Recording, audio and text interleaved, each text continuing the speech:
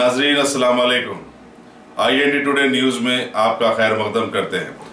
आइए देखते हैं ये तफसीलात। रियासत तेलंगाना के Waqf board chairman MLC Mohammed Salim ने आज अपने दफ्तर में शहर में शादी ब्याह तकारीब को सीधे साधे अंदाज में मनाने के लिए एक मुशावरती इजलास का एहतमाम किया, जिसमें शहर हैदराबाद और कई अजला के उलमाए मशाइखीन, मुफ्तियान इकराम, खाजी साहिबान और पुलिस के कई आला ओहदेदारों ने शिरकत की। इस इजलास में मौजूदा माशरे के तकलीदी रवैये पर गौर व खौस करते हुए एक करारदाद मंजूर की गई और सभी अकाबिरीन मिल्लत मिलजुल कर माशरे में तब्दीली लाने की कोशिशों में जुड़ जाने की बात बताई गई और बहुत सारे उमूर को मलहूज रखते हुए सभी को आगे बढ़ने के लिए तलकीन की गई। जैसे मुस्लिम माशरे में कोई भी शख्स जहेज़ का मुतालबा नहीं करेगा, निकाह ख्वानी तरजीहन नमाज इशा तक मस्जिदों में कर दी जाएगी ताकि डिनर भी फ़ौरन शुरू किया जा सके। डिनर को सीधा सादा रखना चाहिए, जिसमें सिर्फ एक बिरयानी, सालन और एक मीठा रखने की बात बताई गई।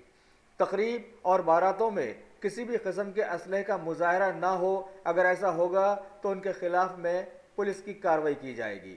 खाजी साहिबान रात 9 बजे के बाद निकाह नहीं पढ़वाएंगे।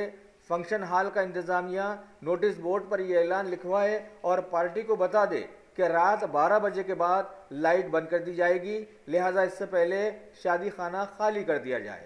उलमाए कराम और सभी लोग इस करारदाद को मुसलसल मुआशरे में शादी ब्याह की बेजा रसूमात के खिलाफ में बताते रहें, जब तक के लोग इस पर अमल पैरा ना हो जाएं और सभी से निकाह को आसान बनाने और शादी ब्याह को सीधी सादी शरीयत के मुताबिक करने की तलकीन भी करते रहें, ये बात भी मंजूर की गई। रात देर गए तक चलने वाली तकारीब का बायकाट करने की बात भी बताई गई। बैंड बाजा और हथियारों के साथ नाचम कूदी वाली शादियों का बायकाट करने की भी बात रखी गई। आलिशान और पुरतकल्लुफ दावतों का भी बायकाट करने की बात बताई गई, क्योंकि ऐसी दावतें इज्जत व अना का मसला बनी हुई है, जिसके लिए लोग इंटरेस्ट यानी मिट्टी पर पैसा उठा लेते हैं। लिहाजा क्या इंटरेस्ट या सूद के पैसे से कोई काम करना शरीयत में जायज़ रखा गया है? ये सवाल भी उठाया गया।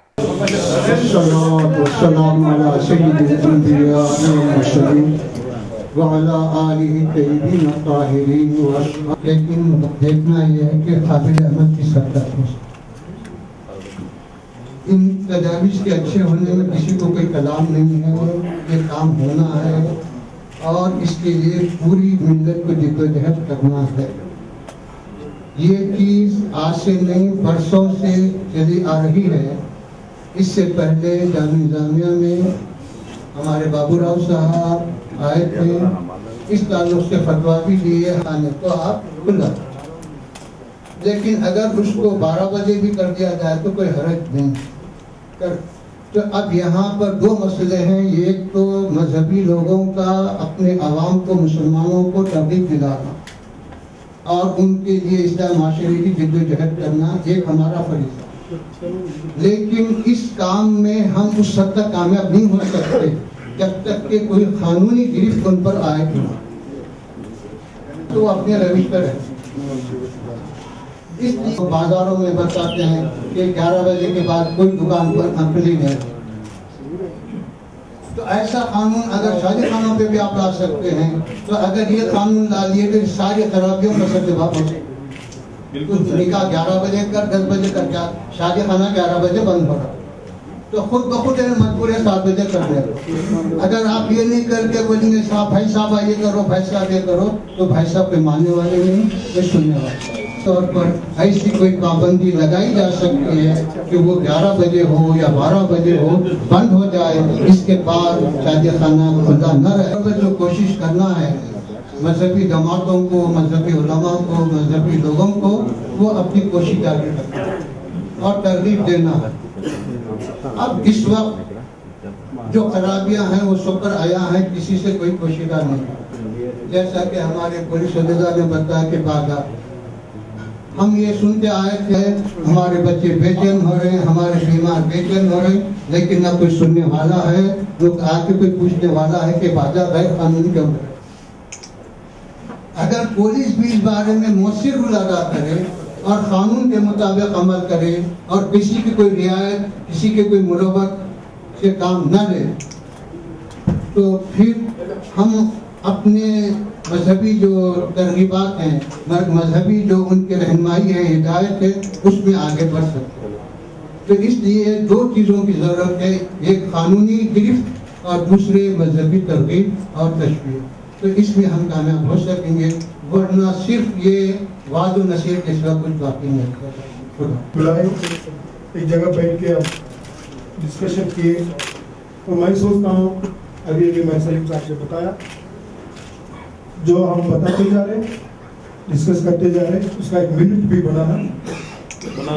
मिनट बना के ये हुकूमत के तरफ से कुछ गाइडलाइंस निकालना है इसके बारे में। आज का माहौल में जीवों से ज्यादा गाइडलाइन निकाल के सबको बताया जाता है कि इस गाइडलाइंस को फॉलो करने में, इस तरह के उसूल हम अपनाने में